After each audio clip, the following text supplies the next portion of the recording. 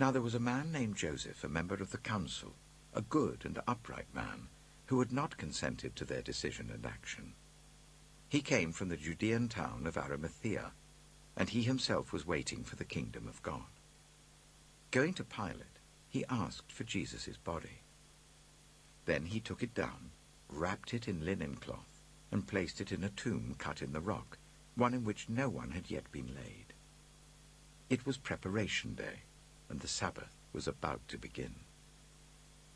The women who had come with Jesus from Galilee followed Joseph and saw the tomb and how his body was laid in it.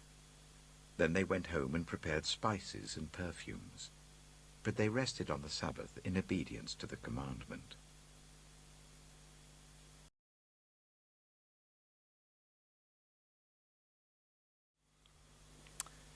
At the beginning of the story of Jesus' life, we read about a righteous man called Joseph who stood by Mary when the angel told her that she was going to have a baby who would be called the Son of God.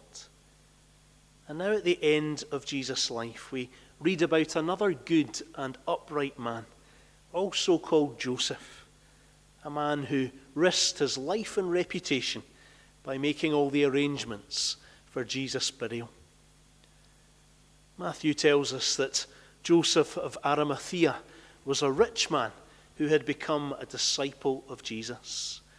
And Luke tells us that he was a member of the Sanhedrin, the Jewish council. As the sun rose that Friday morning, the Sanhedrin had met and found Jesus guilty of blasphemy, and they'd agreed to take him to Pilate and demand the death penalty. If Joseph was there, he'd been unable to stop them. He certainly hadn't consented either to their decision or to their action.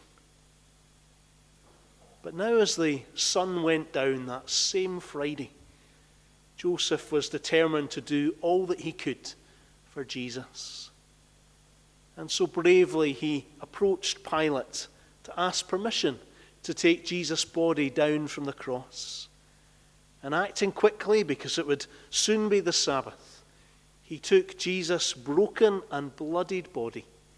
He wrapped it in linen cloth, and he placed it in his own new tomb that had been cut out of the rock. Just imagine Joseph carrying his Saviour's body to its Sabbath resting place. And imagine the women following behind, their hearts broken, their hopes dashed, their heads swimming. And then think of them returning home in despair to grieve for the one they had loved, who it seemed had gone forever. I wonder if any of them remembered Jesus' words. The Son of Man must suffer and must die, but on the third day he will rise again. Let's pray together. O Lord our God, we read in your word that when you had completed the work of creation, you rested on the seventh day, and you blessed the Sabbath day and made it holy.